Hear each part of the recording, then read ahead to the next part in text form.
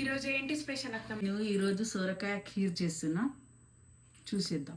First సోరకాయ పొట్టుని తీసేసుకోవాలి.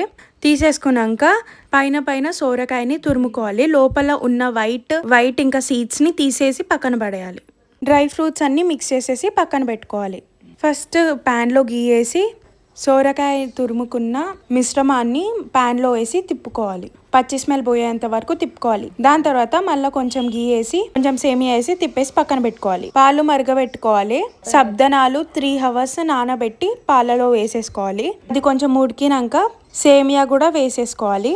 సేమియా ఉడికినాక ఈ సోరకాయ తురుముకున్నాం కదా, అది కూడా వేసేసుకోవాలి. దాని తర్వాత మనం డ్రై ఫ్రూట్స్ ని మిక్స్ చేసుకున్నాం కదా, అది కూడా వేసేసుకోవాలి. ఫైనల్ గా చక్కెర వేసి ఒకసారి కలిపేసుకోవాలి. అంతే, ఎంతో సింపుల్ అయిన సోరకాయ కీర్ రెడీ.